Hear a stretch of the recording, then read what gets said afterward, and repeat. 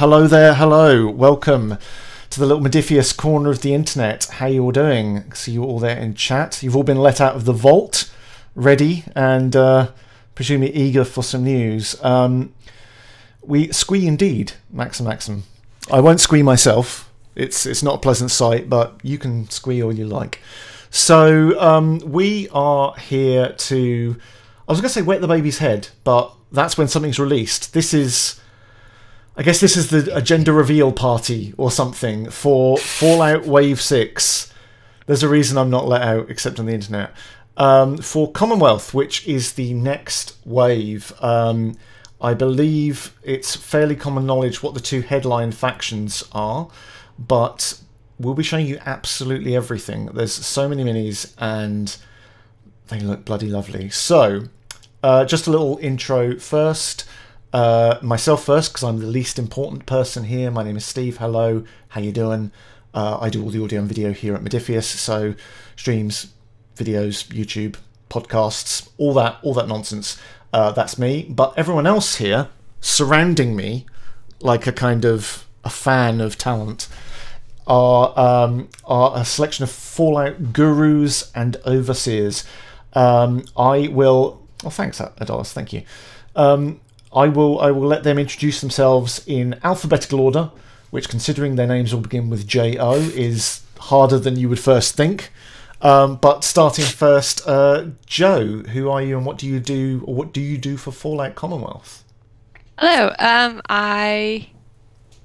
Jo, to start with. But yeah, I do 3D modeling. I'm part of the 3D modeling team.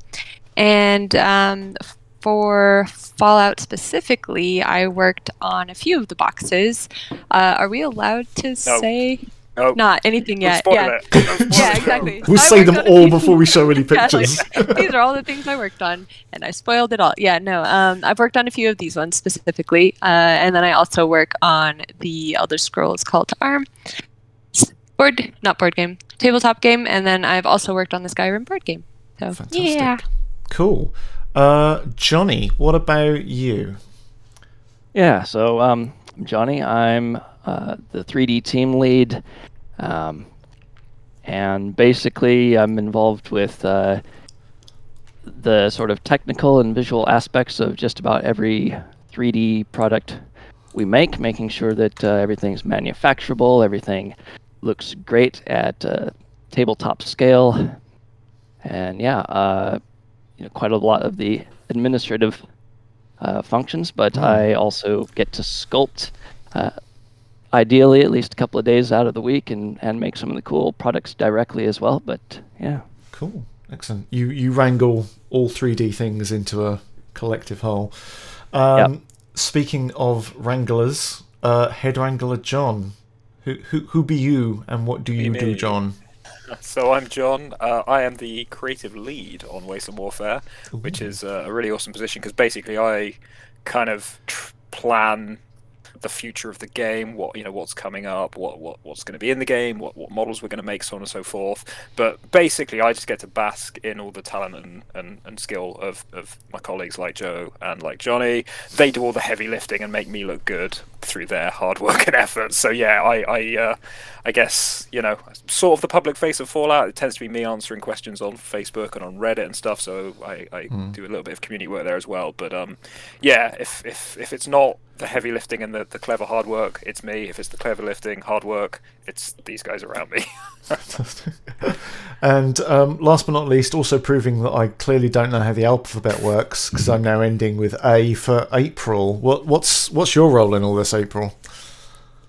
Well, hello everybody. I'm April Hill. I am the community manager, the new community manager for Modiphius. So if you see somebody, if somebody's trolling you through the Modiphius socials, that's probably me, or Chris. Like sometimes it's Chris. But I run a Fallout RPG game over on the Initiative Orders channel every Monday at 6:30 p.m. Cool. And I actually use the war minis for my Fallout game, so I'm multi-use out of Excellent. those. So, Excellent, fantastic. All right then. Well, that's enough of us talking about ourselves. Fun as that is, we should start these things off. What I will say first is we're not the most frequent streamers here on Twitch. We do love you very much, so don't feel you have to do anything like subscribing. And we won't say no, don't get me wrong, but the best thing you could do for us is just hang out and drop us a follow, because then we get to do things like this again. But let's watch the first one. It's the Railroad. Here we go.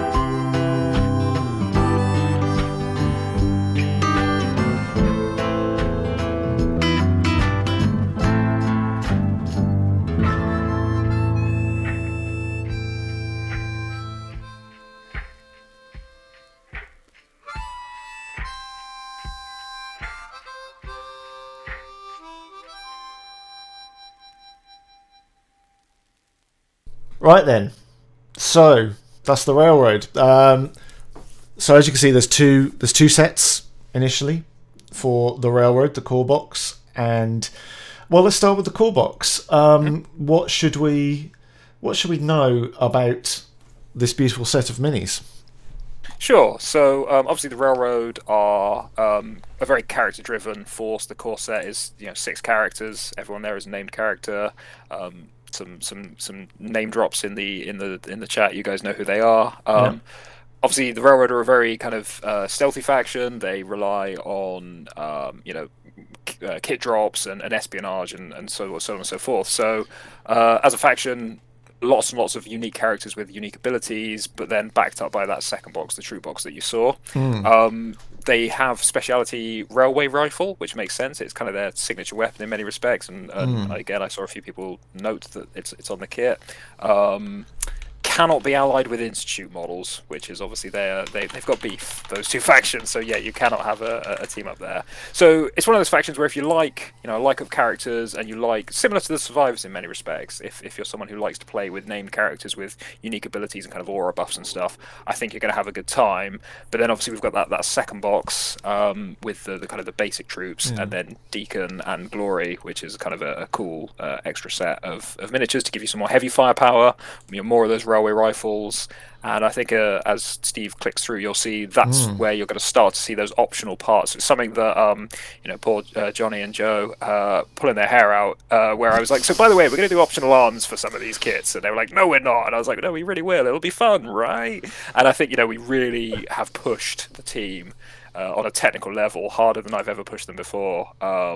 And I think as a result, like it's such a cool thing to start to offer those kind of alternative options. So if you are someone who likes the railway rifle, you'll have kind of options there, or if the Gorse rifle was mentioned as kind of a cool option.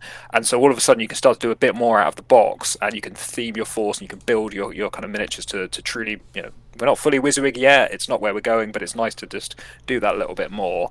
And yeah, so having those swappable parts. The other thing that I love about this with the operative, so I saw the comment about Deacon. Deacon comes with 2 heads, so you've got Elvis Deacon, as I call him, and then Bald Deacon, or the Bruce Willis Deacon look, as we kind of went for. I had, toyed with the idea of doing a box of Deacons. I think it would be really good fun, Deacon in his pants, Deacon in his Diamond City setup, but it was one of those things where I only get, so much res in a year and I have to pick my battles. But yeah, so there's just that nod to Deacon's character where you do get those swappable heads, just to, give you that little bit of Deacon. And, as people said, like, Deacon could have been any of the models we've already released, so if you want to, take Deacon's head and maybe chop someone else's head off and swap it around.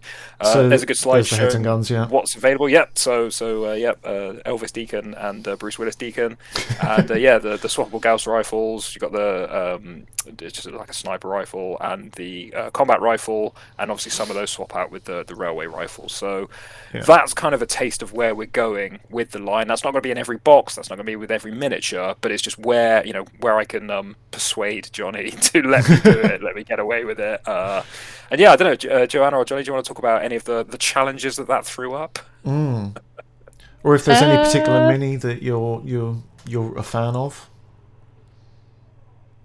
I guess I could talk a little bit about modularity in general, and then Joe can talk about then I'll continue some of the specific challenges in creating some of these. I mean, so obviously John's mentioning having swappable arms and weapons and whatnot, and as people in the hobby for decades, something we've seen throughout the hobby industry.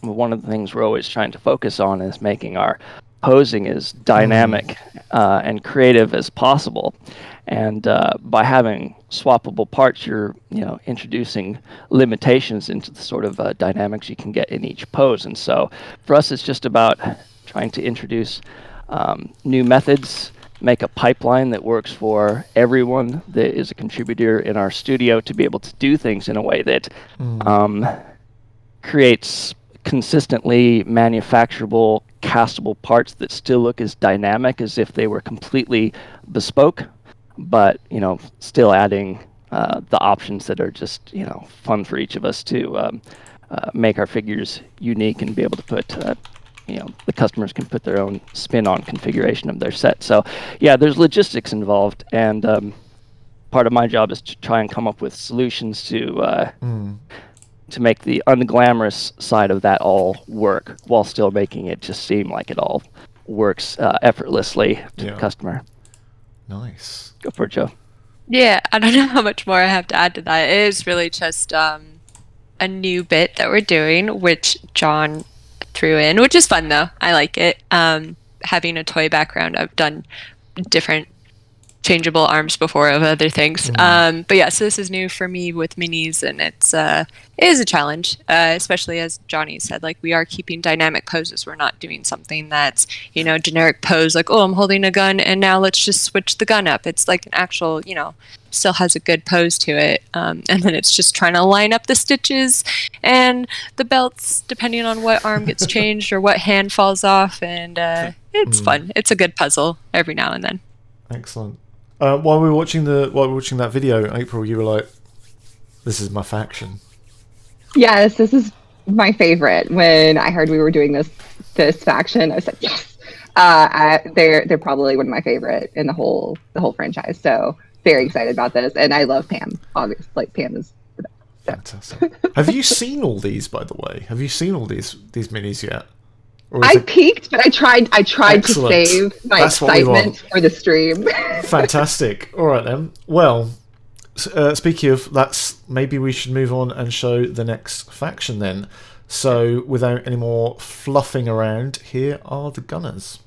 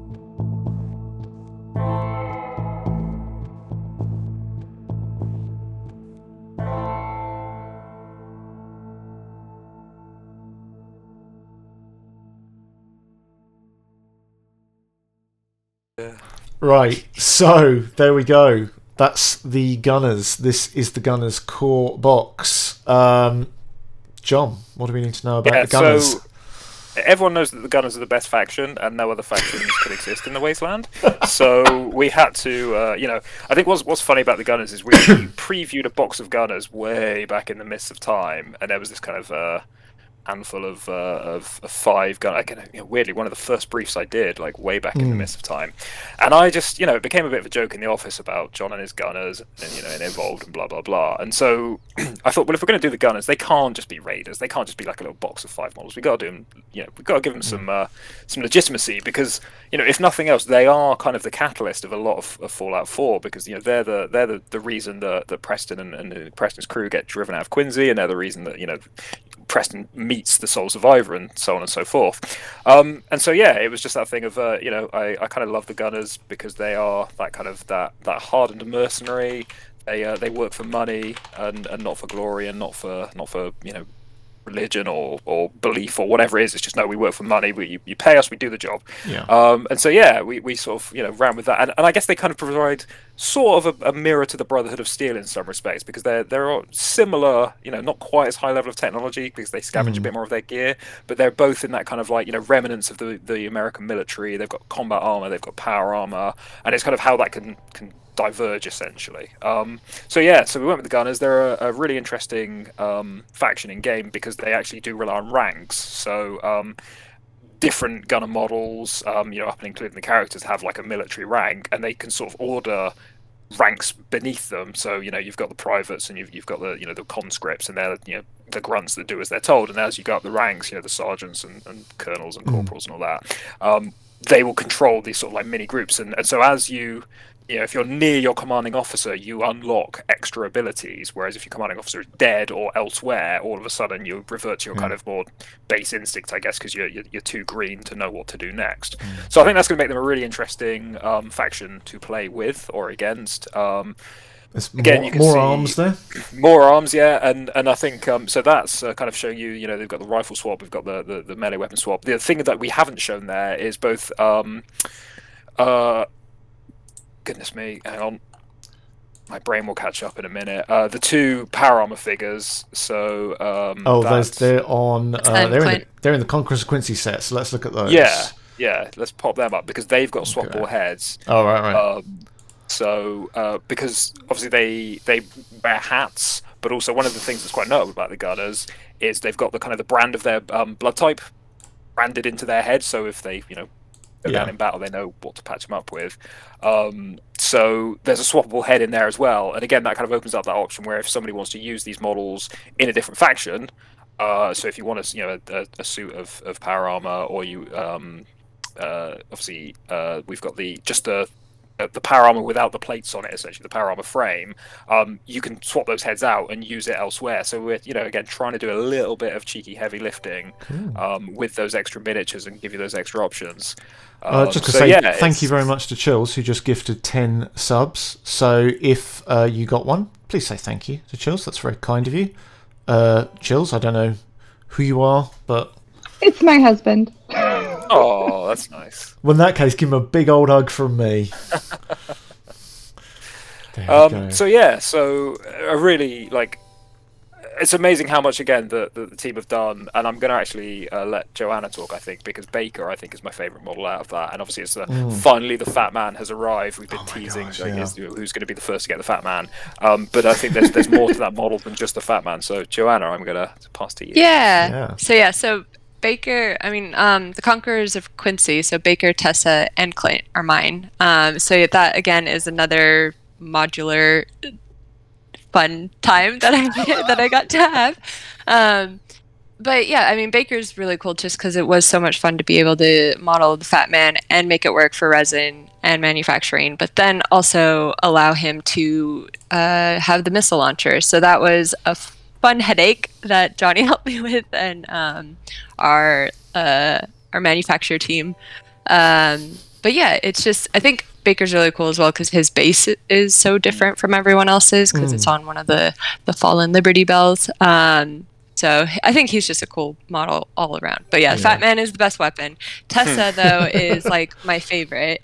just because she is so mechanically overdone. I'm someone that like definitely prefers organic modeling, or that's like my strong suit. So Tessa was a really big project for me just because she has the power of armor art, like the frame, and it's just all bits and pieces. So it was really going into the game model, figuring out like what's on there and all the details and all of that. So she's my favorite out of that group. Oh, that's cool. I think that thing with the base is kind of really important. So one of the things we always try and do with our basing is like they try to tell a story. So I'll go through the game files and I'll look at the narrative beats around those characters or where they reside in the games, and try and just give some little elements of that story where we can in the base. And I think the reason Baker is on a giant bell is he's kind of in the tower in Quincy. Like that's where you find him. He's up at the top of the church and slightly gung-ho with his fat man a lot of the time. Like he often it's not necessarily your firepower that takes Baker out, it's Baker's firepower that takes him out. But like just being able to give those kind of environmental nods to the story of Fallout is so important. I think the other thing we really try to do with both the Gunners and the Railroad, and again you'll see that more and more as we go into new factions, is try and have a more thematically linked base. So we do these decorative bases, these sculpted bases, and sometimes they're slightly I don't know what the word is, like inconsistent is maybe the word. So like what we've tried to do now is where say again. Said standalone, perhaps. Standalone, yeah. So whereas what we're trying to do now is have like, well, these are the gunners, and the chances are you'll field an army of gunners, and if you're not, what's wrong with you? So the base is all hanging together. They've got the same textures, they've got the same details. These guys are kind of based around kind of a military base, or the ruins of Quincy and kind of all that. And you'll sort of get more of that narrative grouping as we move forward with the thing. So yeah, I just think the team did such a good job. And also like what's quite funny is some of those sculpts are a little bit older than others, and so being able to take pre-existing sculpts and add the John madness of me saying now give them all 17 different arms please, like it was just I know I pushed some buttons with people there, but like thanks John. I mean that's why I come to the pros, because I wouldn't ask you if I didn't think you couldn't do it, but above and beyond, this is beyond my wildest dream. I ironically love the Gunners, and I just think these two boxes are such an awesome set of models now. They do look so yeah, fantastic. Preston Garvey, watch out, because the Gunners are coming for you. Excellent. He's had Wasteland Warfare to himself for too long. Yeah, really. Exactly. Right then, so those are the two new main factions. I suppose that's way sure. Do we want to say anything about the next kind of faction before we show the video, or should we just punch it and see what people think? It. All right then. The man said just run it, and I will. Here we go.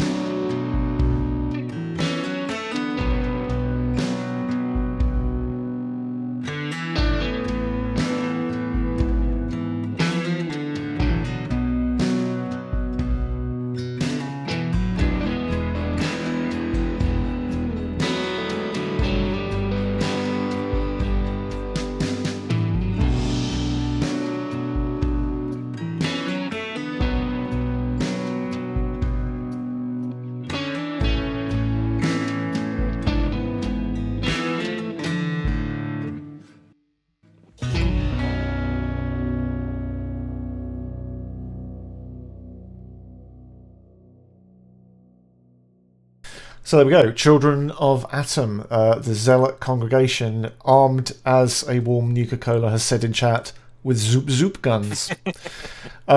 So this is a new faction, but it's a bit different from the other two. Do you want to tell us why that is, John?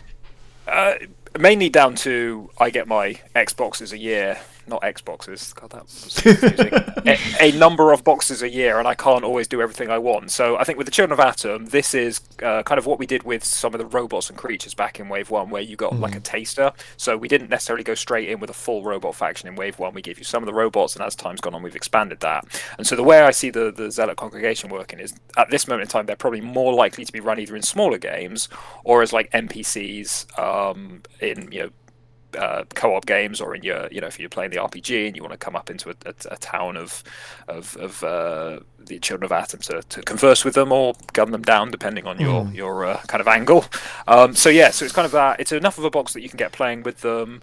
But it's not the full range, so there will be more later. So anyone that's like super into their Children of Atom, don't worry, there will be more down the line. Now, when that happens is a different story. So don't hold your breath for them. But this is not the end of the Children of Atom. Again, another interesting faction with some interesting rules. They actually, as they become irradiated, it gives them more actions. So they kind of get hopped up on the glowy juice, and it obviously damages them, but it also gives them more in-game actions. So that's quite an interesting thing. They also are the first faction, I believe, that comes with their own terrain. So you actually get to deploy rad barrels if you play as the Children of Atom to trigger that rad ability. So make sure you pick up a set of the rad barrels from the store. It's not a cutting sales trick, honest gov. That's a little bit different. Again, this was just described to me as Crispy's box. So Crispy, who's not with us tonight, he did all the sculpting on this, and again, we had a lot of fun. There are some in jokes in this set, and I'm not going to reveal them. I'm going to see if the internet can ever figure them out. But yeah, it was a box we had a lot of fun coming up with. And again, you can see there a couple of swappable arms. Do you want the gamma gun or do you want more pistols, depending on kind of what your caps budget is for your faction. So if you're playing a smaller game, maybe you have to leave the gamma guns behind. But so just I think a really cool set, and a really lovely paint job from the paint crew as well, and just a bit different. And I think that's our first gamma gun from what I remember. Johnny? Yep, I think so. Yeah. And then you get a couple of spares, like depending how you build the model. So if you want a gamma gun but you want to give it to Nora, there you go. You've got a spare part now. We've begun the bits box for everybody, exactly. Which I think is always a fun time for every gamer. When you just think, I've got to get another model for this arm. Yeah, it's always a problem. So I don't know. Does anyone have anything else to add to the Children of the Atom? I have to admit, the Children of the Atom is a hole in my Fallout lore. So I know. They've been around. They've been around for a while. I know, but it's just one of the things where I've clearly just not been close enough to. Maybe it was one of those weekends where I just got shot things instead. Yeah, like Fallout 3 Megaton. They're very interesting. I will have to. I know, unacceptable. I shall drop off this call immediately. Don't drink the water if they offer you. Okay, drink. I'll bear that in mind. I think that's a good idea in any Fallout game. If strangers just offer you things to eat and drink, it's never normally good. I'm looking at you here, Bob Spitz. So, right then, that's the Children of Atom. Now, something else is, if you've been following Fallout Wasteland Warfare for a while, you may know that there are promos done with each wave. We've done things like, what was it, Lorenzo Cabot and Nuka Girl. There was the Ranger for New Vegas and stuff like that. So, would anyone like to see what the promo is for Wave 6? Good one. It is a good one. I want to know how on earth you can logically even fit this into a faction and explain it away. But, okay, here we go. I mean, look at him. What a beautiful man. Oh, it's good boy Grognak. It's good old Grognak. I mean, how are you going to... I would love to see anyone who can actually logically find a reason that he is in this. Are you not aware that in Fallout 4 you can absolutely find Grognak's axe and Grognak's clothes? Yes, but Grognak himself is suspiciously absent. That's Nora in Grognak's clothing. I don't know what you're talking about. Of course. It's just a survivor that's a big fan. I understand now. Line. I understand. Yeah. Upvote for Ian Malcolm memes, I think. Yes. Yeah, exactly. So, does Grognak have any special abilities or I think the main game unbalancing qualities that are suiting a promo? What I like about Grognak, is the sword is actually one of our Elder Scrolls swords. Again, it's a cute little Easter egg. We took the sword from the Elder Scrolls line and gave him it. So just again, to kind of, there's that like ever so subtle hint that possibly Elder Scrolls and Fallout maybe exist in the same universe, or maybe it's just a cute reference. So yeah, we wanted to kind of pay homage to that. So yeah, Grognak's axe and then an Elder Scrolls blade is a fantastic. Model. So, excellent. Yeah. As to what he does in the game, one of the hardest things I think for all of us really is, I'm currently dealing with wave 9 and 10. Jonny and Jo are dealing with wave 8. The thought of playing Grognak is from like 2 years ago. What does Grognak do? Couldn't tell you. I can look at his card if you really want me to, but I'd have to refresh myself because that's a 2 year ago problem for Jon. Yeah, it was really weird when I was getting ready for the stream, putting all the stuff together. I think it's one of the railroad, maybe Glory has like the big old barreled gun. You've just got the minigun, yeah. Yeah, which is.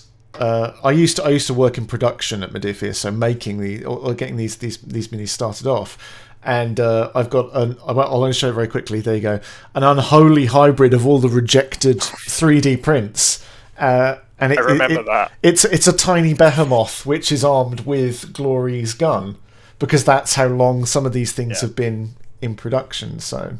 Yeah. It's interesting. Is that the one that's got the bear on his back as well? We can't talk about the bear. The bear hasn't been released or announced, Jon. It's the Elder Scrolls bear. He's out, isn't he? I don't think he is. Oh no, spoilers.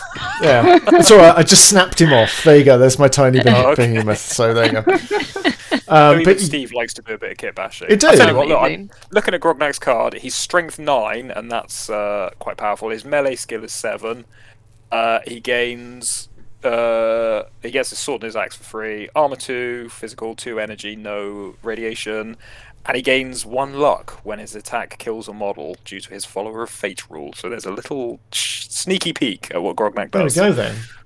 There we go. Excellent. He can't use guns. No, clearly Grognak does not understand guns. Exactly. He's got these guns. Exactly. Yeah. He's got A and B. Yeah, that's all he needs to worry about. I'll just give you the tickets to the gun show later. Exactly. No Geeks Tavern. No Elder Scrolls Spare. Don't pay any attention to that. Let's distract them with something else. Let's look at Super Mutants quickly. So here they come.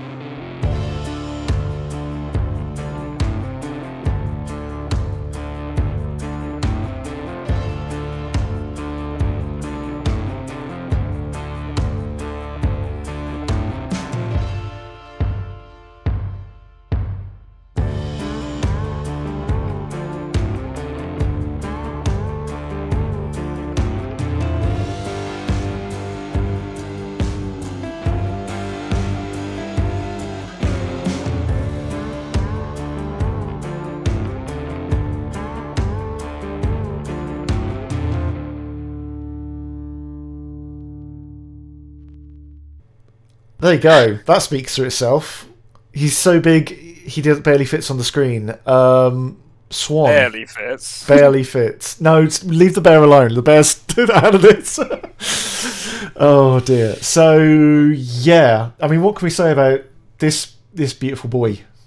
It's pretty much my favorite model we've ever done, even though he's not a gunner. So this was one of those things that I'd been planning for a while.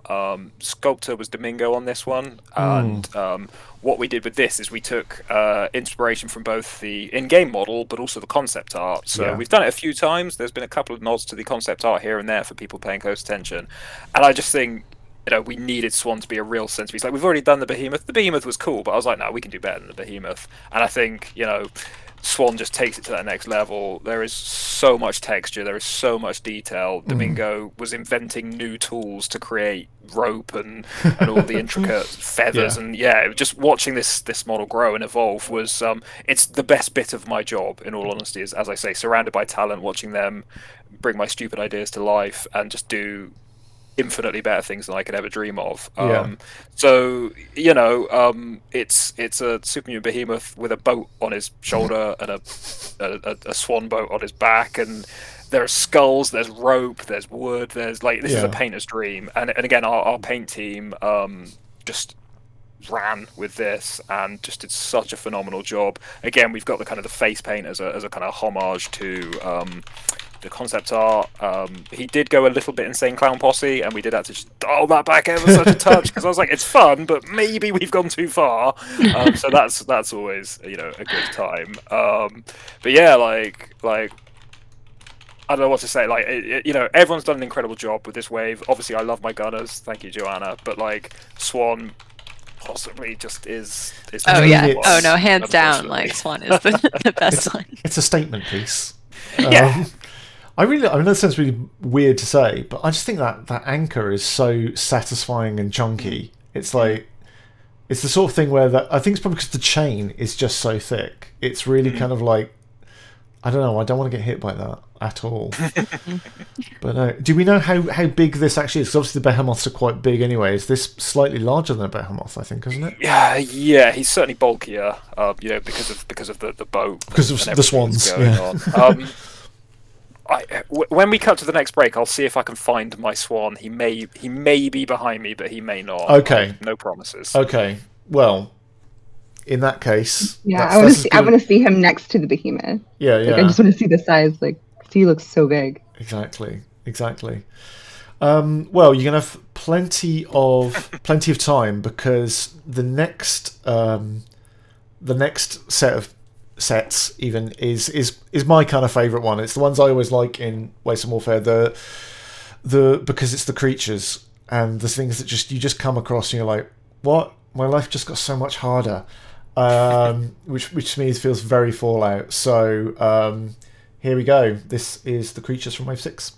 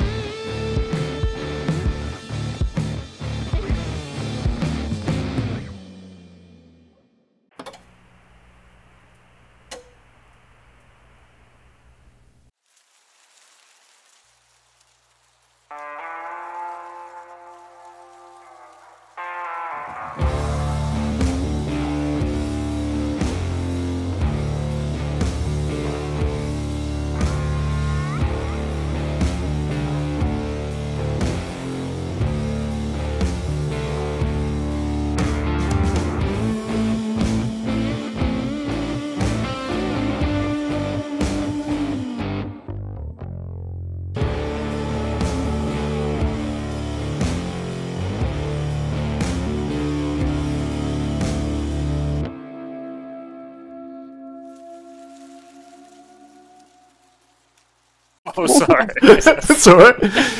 You'll never know, chat, how close you were to accidentally hearing extra knowledge, because it was very close to going live by accident. But yeah, so plenty of creatures to come across as you explore the wasteland. Fan favourite, the Brahmin. There we go. That's a place to start. I mean, there's possibly less to say about the Brahmin from a tactical viewpoint than, say, the gunners. Weapon, they are the secret weapon. I can't reveal their card, it's too powerful. Fair enough. That's understandable. Like the Black Lotus card. Yeah, it is Black Lotus of Fallout Wasteland Warfare. That's a fact. Exactly. Then the I think it's Scavenging going to be a Mongols. perfect mini. I think it's going to be a perfect mini for the RPG, though. Like, Yeah. I know.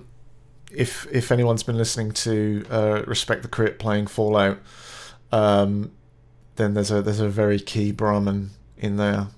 So very important. Scavenging Mongols. Now this is 3 models duplicated, isn't it?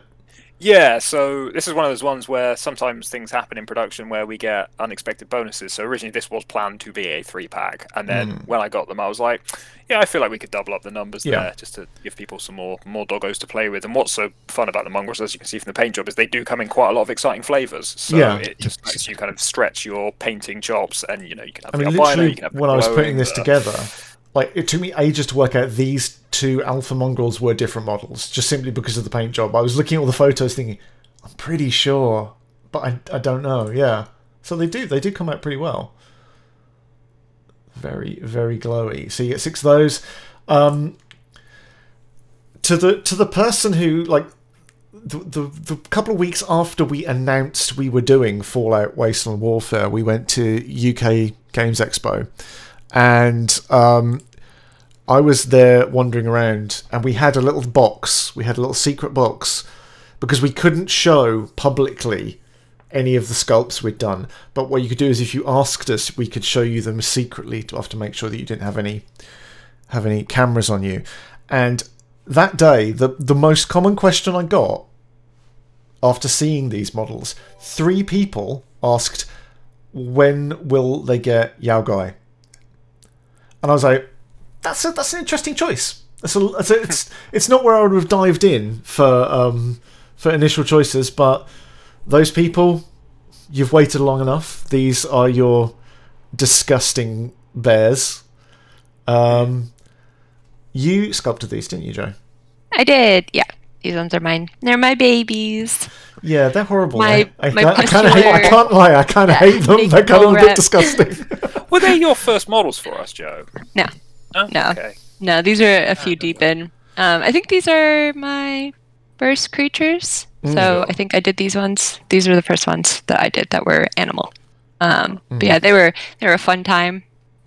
I think it's this one. The paint job on it is so good. I just really don't like looking at the holes, the chunks. It's like we should have had it's called like injury detail. It's the content warning at the start of a film. But we should have had an injury detail content warning. Apologies to everyone that we didn't throw that up. Yeah, I think the thing with the creatures is kind of what we were saying with the Children of Atom as well. Like, they originally were sort of more of an NPC thing, and then as time's gone on, we've sort of baked them down into kind of a more of a faction. And also, as people have noted, like they do pop up in some of the scenarios or into the wasteland. And I think what my plan is, because there is a plan, believe it or not, it's an evolving plan, but there's a plan. We're moving through kind of what I call the kind of the core. And so what I really wanted to do with Wave 6, and this will be reinforced in Wave 7, which we're not here to talk about today, so I won't say too much, but like there are things that you need to really feel like you're in the wasteland, and I think creatures, the fauna are a big part of that. So this is the first chunk of, carrying on with that journey. And so, we've got the mongrels, we've got the Brahmin, we've got the Deathclaw, and the Yao Gai, and once you add Wave 7 into that mix, you will be at the point where you're going to feel like a lot of the kind of the wandering creatures, or the kind of the kind of the AI encounters are going to be really well covered. And I think I have previewed people have seen pictures that will probably clue them in as to what I'm talking about. Yeah. And so I think that's going to be really important, because whether you're playing the RPG, whether you're playing the 2D20 RPG, or you are someone who really likes your creatures and wants to field a faction of creatures, now you're going to get to the point where you've got that flexibility. And I think the other thing I'm really looking forward to, and we sort of did it a little bit with the Mirelurks, and hold that thought, there may be more Mirelurks in the future, because obviously we haven't finished the family, is that idea of like, now you can start to build themed creature factions. So you could have an entirely Deathclaw based faction, or an entirely Mirelurk based faction, and you could do a herd of Brahmin if you were that way inclined. And the Brahmin do have a trample rule, so they do panic and start bundling across the table and smashing their way through everyone. So yeah, it's that thing of they're not necessarily the most common first choices of faction, but they're really, really good fun. And if nothing else, like if you're doing random encounters, or you're playing into the Wasteland, some of these models have had cards longer than they've had models, and that may continue in the future, and you'll start to see some things that have been referenced in the past. And so yeah, I just think it's that, like, they're so iconically Fallout, and they really make you feel like you're in the Wasteland, you're in Fallout. Just wanted to touch on Deathclaw quickly. This one is a homage to Adam Hunicke, who did a lot of our painting early doors. He always helps us at Gen Con. Lovely, lovely bloke, good friend of mine. And he did a conversion of what became the Deathclaw Matriarch way back in the day.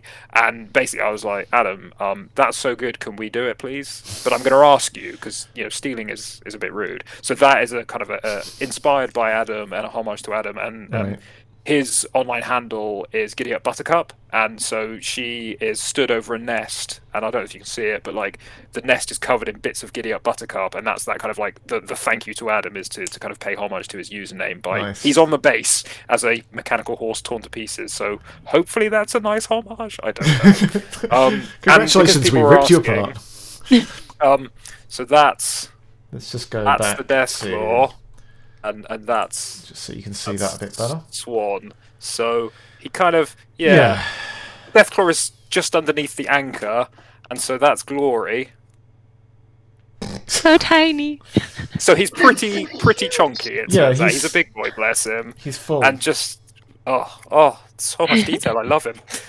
So that's how big he is. But we'll get some scale photos. I'll get Rocky and the photo team on it. Amazing. But yeah, poor Adam dismembered as a tribute to John's bloodlust. That's what I do to my friends. What can I say? Exactly. You honor the fallen people. Yeah, and there's your Yao guy. So he's he's on his way to being Deathclaw size, slightly smaller. Yeah. So quite a big set of models. So yeah, if you like big textures and big painting surfaces, I think the creatures are really good for that. There's so much going on, and if you like injury detail and other content warnings, I think the creatures are really fun for that. And just different palette, different color choices. Love them. Yeah. Johnny, any technical thoughts on the creatures? Anything that we did that I didn't ask you to do any swappable parts? So. No, we didn't. I mean, it's just always an interesting thing to try. And with creatures, see, one of the things we do is we have lots of tricks about how to hide seams in normal figurines. We can hide them under, shoulder pads, against wrist bracers, or various other things. We're always trying to make it so that, because we have to create what we call tolerance gaps between parts, it means, basically we have to create a bit of a designed-in gap so that things definitely fit together, even if resin shrinks at a different rate. But we don't want that to be visible once you put it all together. So there's lots of ways to hide that with characters, with accessories, but creatures, for the most part, they're not wearing clothes. They're just in their natural form. And so it's just always an interesting aspect to try and think, well, we've got to, we've got these limitations. It has to be broken into this and that part to cast cleanly, but we can't have lines going directly in places that they can't be painted away easily. So that's the biggest challenge with creatures. I mean, Yao Guai, we're able to kind of route around fur patches, and we'll specifically sculpt fur in such a way that we can, trace the splitting line around that. And when it all comes together, so you don't want to be cutting straight through a patch of fur, because those bits of fur on either side of that split line will never join up again, because things just don't cast that perfectly. And other things like claws, teeth, these things can tear the molds, and so we're really specific. We get down to the sort of, sub millimeter level, and we're trying to kind of round those claws off subtly. So it's all the little stuff that nobody should see or really notice in the end product, but we're looking at it and saying, like, how can we design these to look sharp but not tear the molds, and this sort of stuff. And yeah, it's the kind of behind the scenes stuff that we go through for every model. I think we've done a really good job, particularly on the Brahmin herds. We have to split off the heads because, you know, that sort of wide gap between the heads is not something you can cast in one part. And so, yeah, and they all go together really cleanly. There's lots of lovely detail there, and yeah, they cast really successfully. You know, you shouldn't have any miscasts, no part breakings, etc. Yeah, they're thick, so they shouldn't break up. Exactly. Well then, we've got one more group to show off, 2 more sets, so let's do that. This is the last bunch of reveals for this Wave 6 reveal, and you've probably guessed it is the robots.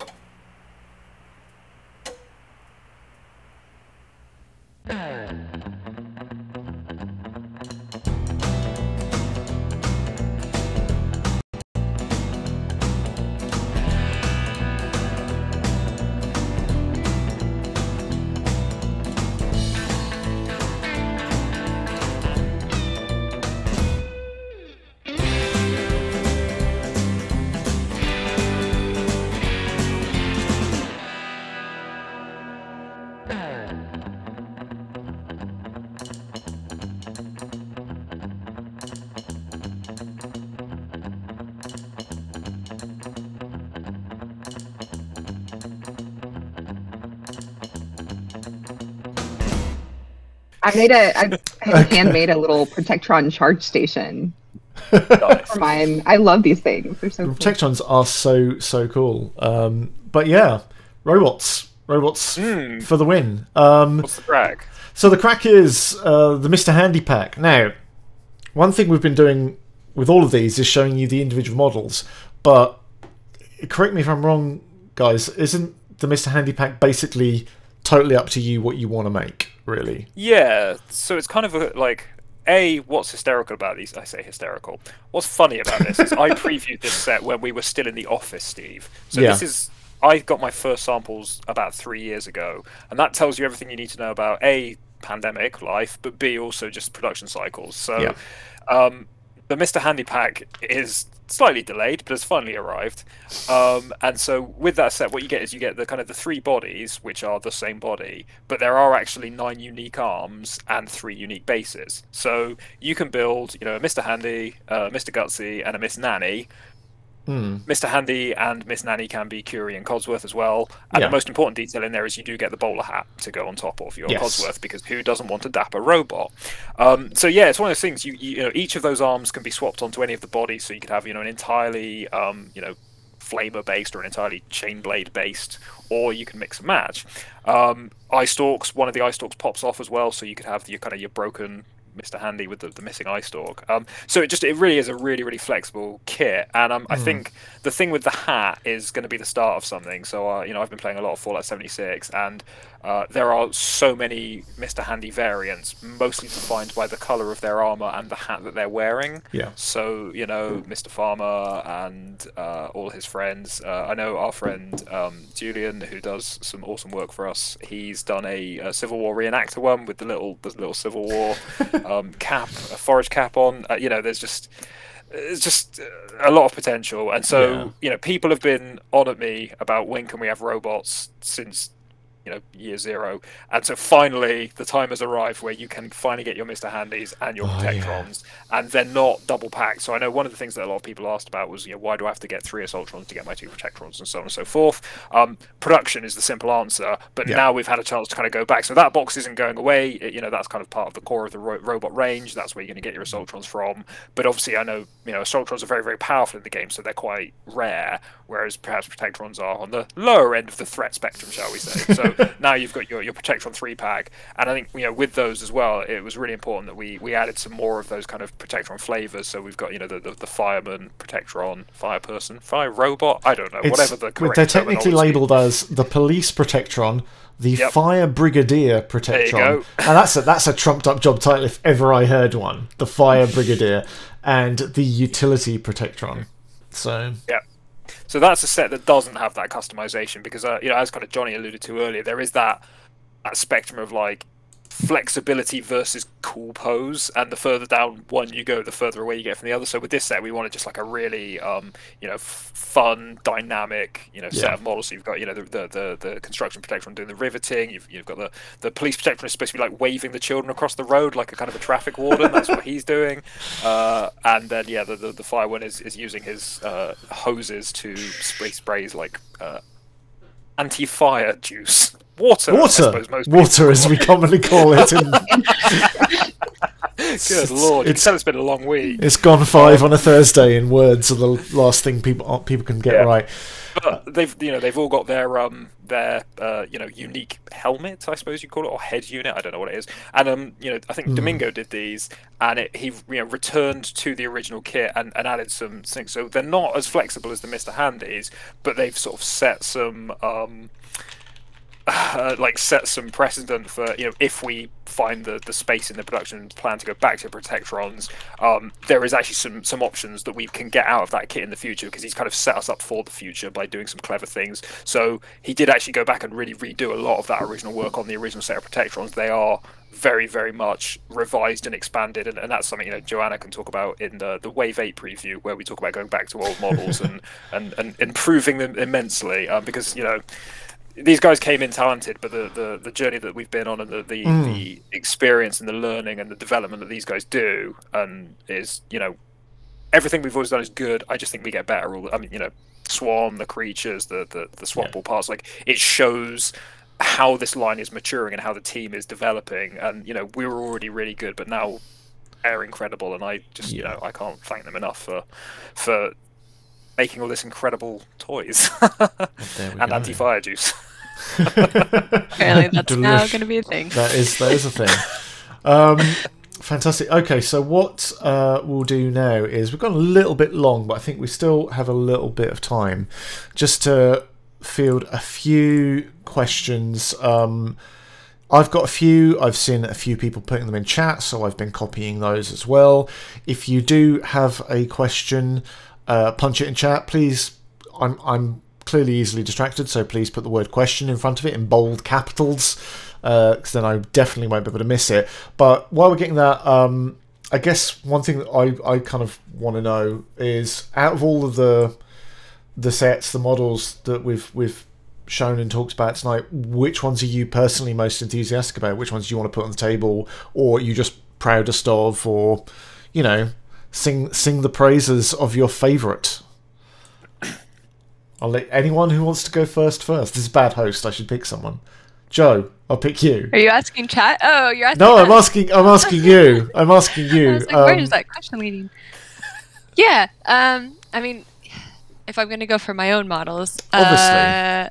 Yeah. I mean, Swan is like top down, like for sure. Like that's just like the best one out of everything, which is not my model. Again, that was Domingo's, and it's beautiful. But yeah, I think it's I don't know. It's probably going to be the bears, my Yao Guai guy, my guys.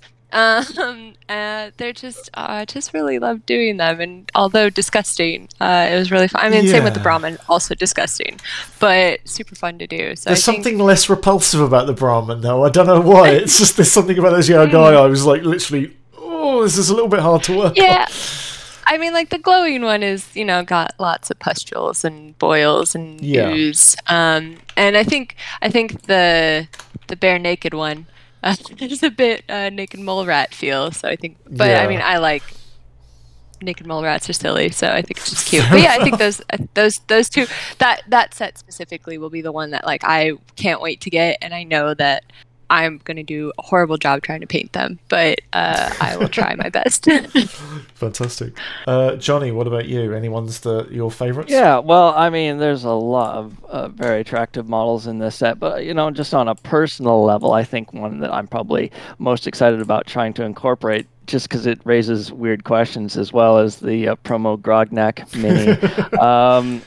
Yeah, I'm a huge Robert E. Howard fan, have been into comics all my life, and seeing that come in Fallout 4, I've spent a lot of, interestingly, my professional life at this job in the last sort of 4 or 5 years running throughout the Fallout wastelands, using, because I've got to get right to work, so I put myself in God mode so I can go in and collect references for all of these miniatures that we're sculpting, verify the correct scale and the context in which we'd find them in the game, and make sure all the details are correct and all this other stuff. So usually the first thing I do is fire up Fallout to a save I've been playing for hundreds of hours and toggle God mode, and then it's equip my Grognak set and just go around and just slay everything in my path with the Grognak axe. And so yeah, it's just something that appeals to me. Sounds great. April. I use my Death Tambo. That's my favorite on 70s. That's weird. Yeah, I love, obviously, Swan. I want all of them, though. I love all the creatures and the factions. Everything just looks so... I collect all the minis, so I know I'm going to be getting all of these. But yeah, I'm just really excited to get my hands on all of them and just look at all the details and admire them. So cool. You all did a fantastic job. They're beautiful. They are great. They are so good. And John, presumably it's just gunners for you. Yeah, I think a Swan versus Baker diorama where he's trying to take Swan down with the Fat Man could be a really fun face-off. But again, the hardest thing is every couple of weeks another box of resin turns up, and it's my new favorite, because that's again the highlight of my job is just the factory delivers this kind of little package of dreams to me, and I'm like, these are all amazing, but the next set's going to be amazing too. And so I don't really choose favorites, because it's just how can I complain when my job is literally opening the thing that I love every week and being like, oh, this is so cool. It is very cool. I think Swan is the statement piece of this block. It's the kind of the dragon of this block. We did I can't pronounce his name. The dragon for Elder Scrolls, and that was a really big piece. And I think Swan is kind of our version of that for this block. But no, I think I got a thing for Baker's hat. As weird as that sounds, I love those little I used to wear one as a kid, and yeah, I think Baker's awesome. So. Yeah. Okay, cool. So let's hit the obvious questions and the ones which people are going to ask. I know a few people have already asked it in chat. Unsurprisingly, we saw this one coming. Do we have any idea when there'll be a release date or a pre-order or anything for this? And also, will there be other things coming, like rulebooks and cards and things like that? Yep. So this is Wave 6, and this is the kind of we're in the flow with Fallout now. So this is going to be the plan is to release in April. So the global situation continues to be difficult, and shipping is what holds us up. Yep. But all being well, there will be a launch in April that's going to be kind of, anyone that's been following the line is kind of knows how we do it. We do those kind of bundles at the start with the rules and some of the bigger factions, and as the wave goes on, the rest comes out. So there will be a Commonwealth expansion. That is, if you've got the new Vegas expansion, it will be familiar to you. It's going to be, again, that the cards and the book combined. The book for this one, I want to say it runs to at least 64 pages now, so I've really crammed some detail in. There's painting guides, there's a miniature gallery, there's tactics for all the different factions, there's scenarios, and every single piece of terrain that we do at the time has special rules now. So if you've been picking up the train sets, or you want to diversify your battlefield, it's a really, like, even if you don't care for the models in it, it's still a really useful book because it expands your tables even further. Random tables for what you find on the when you search, when you do strange danger creature, like, we're constantly revising and reviewing how to make the game more accessible and how to make it easier to play. So the plan is drop that in April with the first of the factions. Maybe Gunners first, just because I'm biased, but we'll see how it goes. Pre-order probably, like, once we're in the new year, we'll know for sure how things are shaping up in terms of production, if there are any unexpected, ongoing COVID snags. But April is my plan. That will then run for 6 months. And then at the later in the year, so October, November time, that's when we're looking to then do Wave 7, and I hope we'll do another one of these for Wave 7. It's a smaller wave, it's a sub-wave, but I think if you like what you saw here, Wave 7 should be of interest. More waves is more good. We otherwise, let's have a look at what we got here question-wise. Is obviously we don't want to talk about other waves. Is that there's been some bug models been teased? Is it just watch this channel for more? I think. Well, not this channel. So, we're not going to tell you on Twitch, but just keep an eye out. But so Wave 7, as I say, is kind of it's a supplemental wave to Wave 6. So between the two of them, they combine to form Megazord and are a really cool like group of models. And I think you may watch the skies when it comes to Wave, but not for Vertibirds. Don't get excited. It's not a Vertibird, kids. You've already got that one. Wrong don't be greedy. method. Otherwise, I think kind of like the general answer to a lot of these questions is when can we see this? When can we see that? Any plans for this? Any plans for that?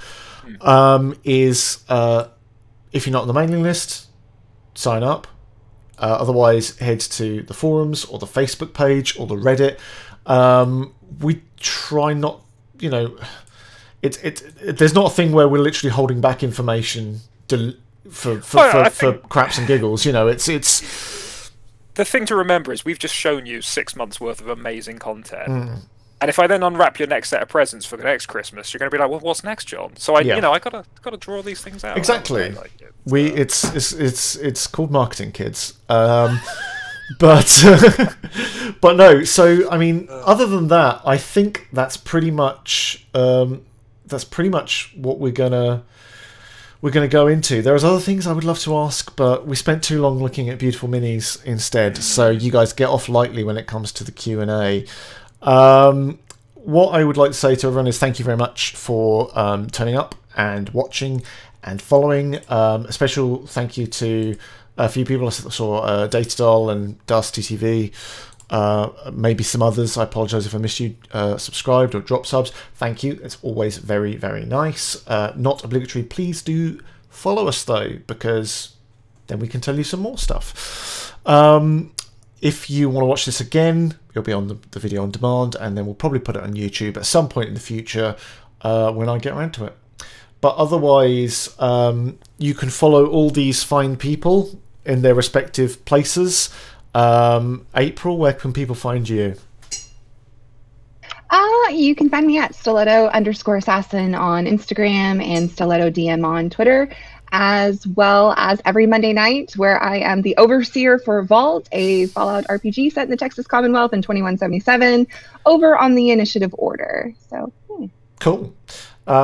Jonny, what about you? Do you want to do you want people to find you, or do you work from the shadows? I pretty much work from the shadows, yeah. I mean, if you want to get in contact with me, get in contact with John, I'd say. Fair enough.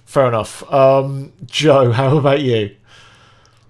Yeah, I mean, I have handles. You don't have to share them if you don't want to, but you can. It's all right.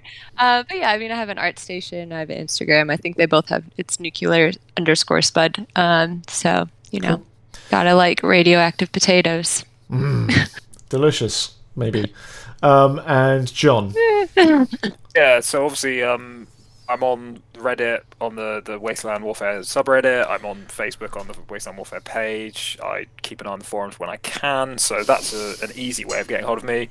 If you want to see what I do when I'm not painting Wasteland Warfare, I am Jon Webb, J0NWEBB on Instagram, and maybe some other places, but I'm not the most active, but I do paint quite a lot, so if you want to see what I do paint-wise, that's probably the best place. But otherwise, just grab me on Facebook or Reddit. Yeah, that's fine. Cool. And you can find me here. Just at Modiphius. That's it, really. I So you're just going to sit here. I just sit here when no one's looking. Yeah, I just pretend stream to myself. I talk to the camera, and it's kind of tragic, really. But no, if you want to take a listen to something awesome, we've just finished season 4 of Modiphius Calling, which is our podcast. One of the guests on it was John, who covered a little bit of this, but mostly was talking about other things, including the much longer term future and what we're doing with Fallout and things like that. So that's worth checking out. Otherwise, please do drop us a follow, and that'll be it. We will see you again very, very soon. So bye, everyone. Yeah, cheers to everyone for coming along. Bye-bye.